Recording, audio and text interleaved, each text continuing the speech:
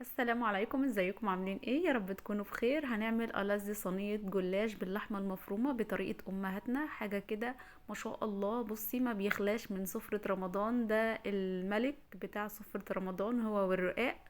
بصي، الجلاش من ألذ الأكلات اللي ممكن تاكليها كده. بجد شايفين الجلاش بتاعنا كده طعمه حلو جدا بطريقة أمهاتنا. مفهوش أي افتكاسات، مفهوش أي تعقيدات. أي واحدة تقدر إن هي تعمل ألذ صينية جلاش. طبعا زي ما تعودنا دخلنا بالمقادير على طول. ممكن تعصجي اللحمة في الأول، وممكن ان انتي تعصجي البصل الاول. انا علشان انا حاطه بصل ابيض فبياخد سنه سوا، فنزلت بالبصل الابيض الاول ونزلت عليه برشه من الملح علشان يدبل معايا على طول. علشان طبعا انتوا عارفين ان البصل الابيض بياخد نسبه من التسويه. نزلت هنا ببصلايه وسط، او حسب كمية البصل اللي انتي حابة ان انتي تحطيها. عامة التعصيجة بتحب البصل الكتير، ممكن تنزلي ببصلاية او ممكن تنزلي باتنين. وهنزل بكمية اللحمة، طبعا كمية اللحمة على حسب الصينية اللي انت هتشتغلي فيها. هقلبها بالشكل دوت علشان اديها برضو صدمة. يعني انا مجرد ان انا دبلت البصل لمدة دقيقتين كده علشان يبقى مستوي معايا، ما تحسيش وانت بتيجي تاكليه ان هو بيقرش، لا، يكون هو البصل بتاعي دبل واستوى. شغاله تقليب كده لغايه ما اللحمه بتاعتي لونها يغير.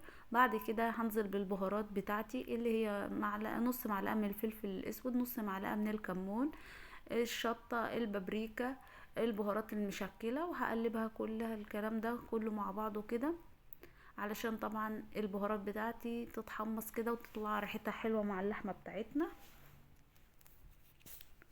بالشكل دوت. حط معلقة من الصلصة او اي نوع، او لو عندك طماطم متصلصة ممكن ان انت تحطي. هقلبها بالشكل دوت واسيبها بقى ايه على النار كده تاخد وتدي مع بعضها تستوي اللحمة بتاعتنا. وبعد كده هتنزلي بقرن فلفل حراق والملح بتاعك.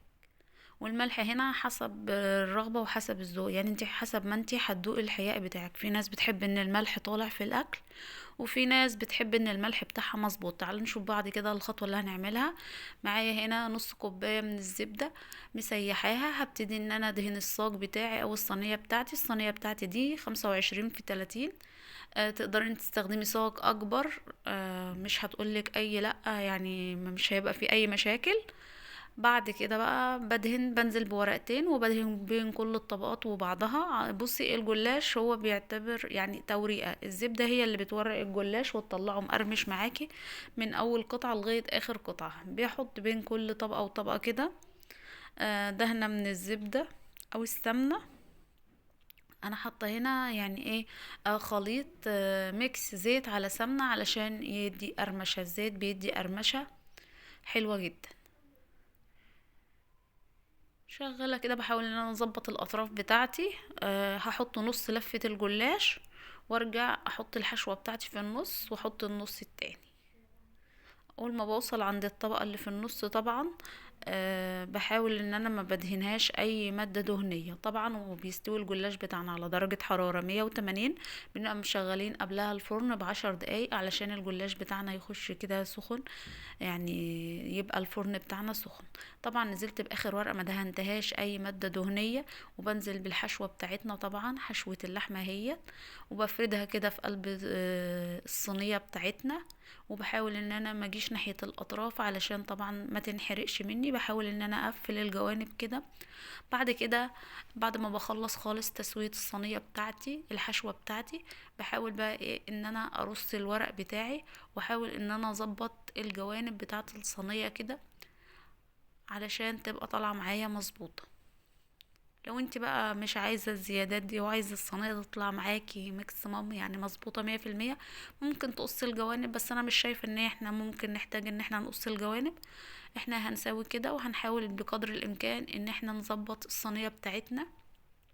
وبنيجي يعني بصي لاخر ورقة كده بتحاولي ان انت تسيبي احسن ورقة معاكي في لفة الجلاش ما يكونش مقطعة، علشان طبعا لما نقطع الجلاش بتاعنا تبقى الورقة بتاعتنا مظبوطة، التقطيعة بتاعتنا مظبوطة ما فيهاش اي تكسير. فنخلي بالنا كده ان احنا نسيب احسن ورقة معانا في للوجه بتاع لفة الجلاش. طبعا انتوا عارفين يعني صينية الجلاش باللحمة المفرومة، بصي ما بتخلاش من العزومات.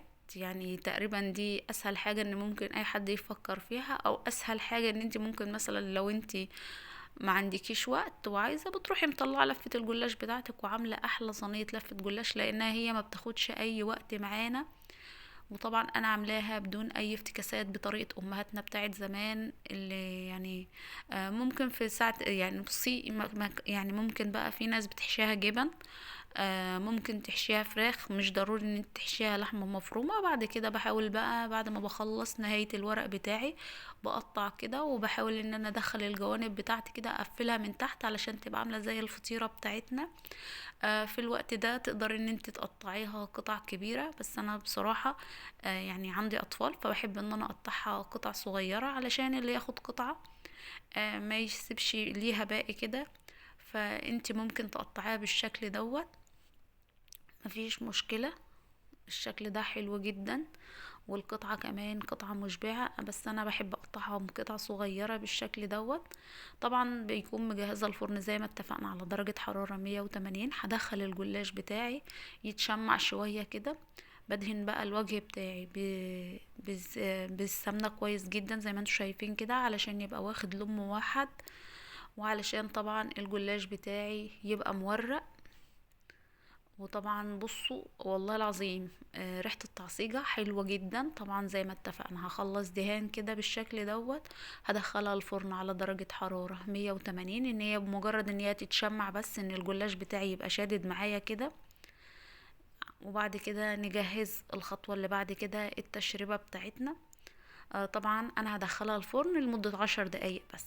التشريبة بتاعتنا هنا معايا كوباية من الحليب، هنزل عليهم ببضاية، هنزل عليهم بنص معلقة من الفلفل الاسود، نص معلقة من البيكنج باودر او ونص معلقة من الكمون، ورشة من الملح او ربع معلقة من الملح، واقلب كل المكونات دي كلها مع بعضها. دي التشريبة طبعا، دي الخليط بتاعي اللي انا هسقي بيه الجلاش بتاعي. كوباية من الحليب، بضاية، من نص معلقة ممسوحة من البيكنج باودر علشان طبعا يدي هشاشة كده للجلاش بتاعي يبقى مقرمش. بعد كده طبعا بعد ما دخلته 10 دقايق بقى بالشكل ده، بنزل عليه بالتشريبة بتاعتي، هدخله الفرن لمدة تلت ساعة وبيطلع بالشكل دوت. بقى احنا بنحاول نقطعه، واحلى حاجة بقى لو قطعتيه يعني وهو بارد بصي هيطلع معاكي مظبوط 100%. بس احنا كان وقتنا متأخر، وقت الفطار، فكان سخن جدا وانا بقطعه. طبعا انا مش عارفة اتحكم فيه لانه بجد كان سخن جدا. بس بجد شايفين المنظر بتاعه يعني بجد حاجة ما شاء الله.